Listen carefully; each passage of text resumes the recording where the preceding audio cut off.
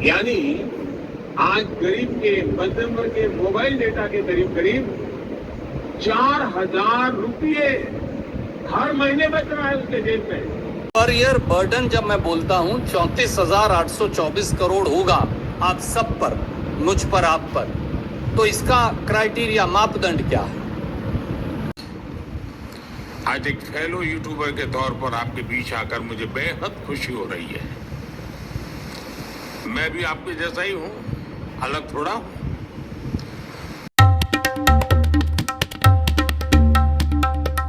नमस्कार, मैं रजनीकांत, साथ में आप सभी का बहुत बहुत स्वागत है। जियो, एयरटेल, वोडाफोन, ये तीन बड़ी कंपनियों ने टैरिफ प्लान में बढ़ोतरी की है और सभी को मुबारक हो। 35,000 करोड़ का जो बोझ सालाना पड़ने वाला है उन तमाम कंज्यूमर्स पर, इनका क्या होगा?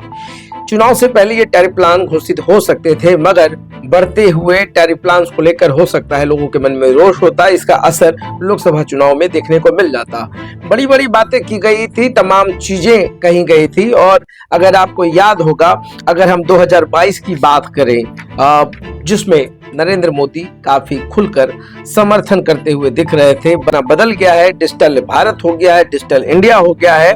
और अगर आपको याद होगा कि 1 अक्टूबर 2022 को नरेंद्र मोदी ने कहा था कि टैरिफ प्लान भारत की इतनी सस्ती हो गई है कि अब कंज्यूमर्स के जेब पर कोई खर्च नहीं होगा, औसतन एक आदमी 4,000 रुपये संचालेगा। ये तब की बातें हैं जब मंच पर एयरटेल से लेकर तमाम बड़े दिग्गज उद्योगपति मौजूद थे। अंबानी भी थे, मित्तल भी थे और तमाम लोग थे।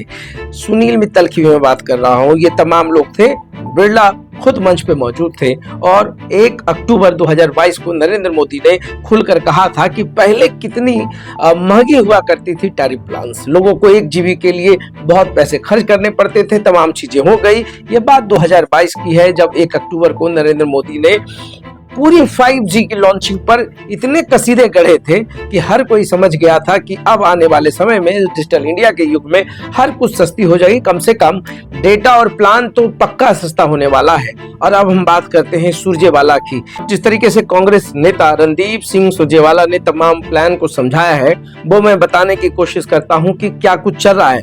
जियो ने 20% की बढ़ोतरी की है। अगर 152 रुपये 55 पैसे के हिसाब से या न्यूनतम रेट्स के भी हिसाब से अगर 30 रुपये की ही हम बात कर ले जो बढ़ोतरी हुई है, अगर औसतन 48 करोड़ कंज्यूमर जो है वो जियो कंपनी के हैं। 1464 करोड़ रुपया महीने का और साल का 17,568 करोड़ रुपया जो बोझ पड़ने वाला है, ये जियो कंपनी की तरफ से होने वाला है। अगर एयरटेल की बात करें तो 15% का हाइक हुआ है और 22.88 पैसे की अगर हम बात करें तो इनके जो कंज्यूमर्स हैं वो करीब 39 करोड़ है। तो ऐसे में 892 करोड़ महीने का और साल का 10,704 करोड़ रुपया है। वोडाफोन ने भी 16% हाइक किया है। 152 रुपये के हिसाब से अगर हम बात करें 24.60 पैसे की ही बात करते हैं तो 22 करोड़ 37 लाख कंज्यूमर हैं। ऐसे में 546 करोड़ महीने का अगर साल का देखा जाए तो 6,552 करोड़ रुपए का जो खर्च है वो कंज्यूमर्स पे आना है। ताज्जुब की बात है कि ट्राई ने इस पर कोई अध्ययन नहीं किया, ना कोई फैसला दिया है, ना कुछ सोचने समझने की बात कही है। इसको किस रूप में देखा जाए, ये जो बढ़ोतरी हुई है एक आम पब्लिक के जेब पे काफी खर्च बढ़ने वाला है। और ऐसे में अगर आप याद करें, बहुत चीज ट्रेंडिंग हो रहा है सोशल मीडिया पर। जिस तरीके से बाइकॉट जियो की बात हो रही है, वैसे बहुत सारे यूजर्स ने जो अपने एक हैंडल अकाउंट पर यह भी लिखा है कि बाल बच्चों की शादी में खर्च किए हुए पैसे को वापस रिकवर करने की तैयारी है। कंज्यूमर पैसा देगा और वो पैसा जो पड़ा है उससे शादी का कॉम्पनसेशन होगा। इससे अंबानी फैमिली की जो खर्च है उसको कॉम्पनसेट किया जाएगा। मामला स्पष्ट है, बहुत सारे कंपनियों ने कहा है बीएसएनएल की घर वापसी। और अभी भी बीएसएनएल का जो टैरिफ प्लान है वो एयरटेल, वोडाफोन और जियो से काफी सस्ती है। तो ऐसे में घर वापसी का जो ट्रेंडिंग चल रहा है सोशल मीडिया पर, यह भी देखना दिलचस्प होने वाला है। और मुझे यह नहीं समझ में आ रहा है कि आखिर इसके पीछे की राजनीति है क्या। बहुत बड़े यूट्यूबर्स राठी ध्रुव राठी ने भी जमकर हमला किया है। ध्रुव राठी खुलकर कह रहे हैं कि ये जितने भी प्लानिंग्स है ये सारे वसूली की प्लानिंग्स है जो खर्च जियो कंपनी के मालिक ने किए हैं। उधर रवीश कुमार भी काफी फायर है। रवीश कुमार भी समझाने की कोशिश कर रहे हैं कि यूट्यूब को नकेल कसने की यह बहुत बड़ी तैयारी है। यूट्यूबर्स चूंकि स्वतंत्र रूप से अपनी बात को रखते हैं, सरकार के खिलाफ जाकर बात रखते हैं, यही कारण है कि देश के प्रधानमंत्री और केंद्र सरकार को यह मामला चुभने लगा है और उन्होंने ये प्लान इतने महंगे कर दिए हैं। मोबाइल जो उपभोक्ता हैं उनके ऊपर जो बोझ पड़ रहे हैं, इससे क्या कुछ होने वाला है। तो संजोग कहिए कि पेट्रोल डीजल के दाम महंगे हुए, अब डेटा प्लान इसके भी रेट्स जो है महंगे होने लगे हैं, तो ऐसे में क्या कुछ होगा। 109 करोड़ पूरे देश की जनसंख्या के 109 करोड़ लोग जो है फोन का इस्तेमाल करते हैं। पेट्रोल डीजल तक सब चुप रहा है।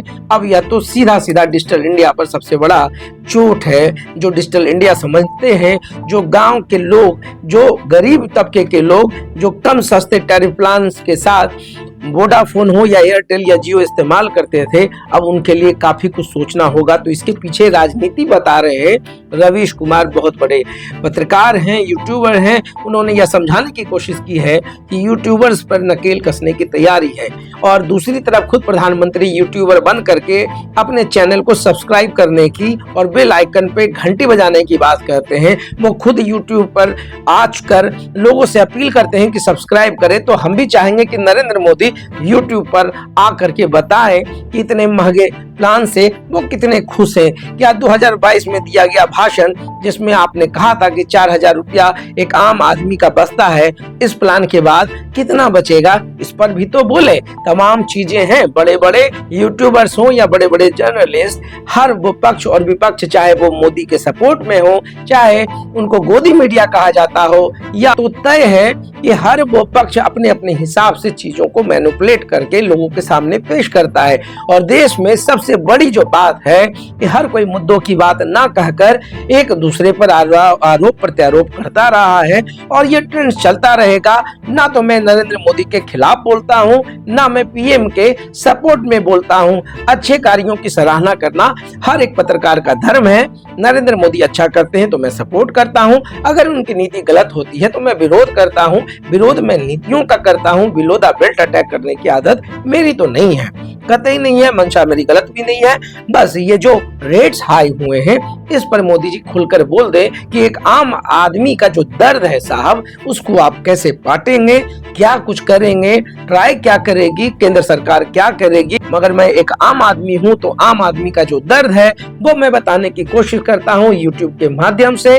आज डेटा महंगा, प्लान महंगा, 35,000 करोड़ का जो बोझ है उसको कैसे कम किया जाएगा, इन तमाम मुद्दों पर हमने अपनी बात रखी है। सोशल मीडिया पर जो ट्रेंड्स है, यूट्यूब पर जो ट्रेंड्स है, फेसबुक पे जो ट्रेंड्स है, और ट्रेंडिंग्स होना लाजमी भी है।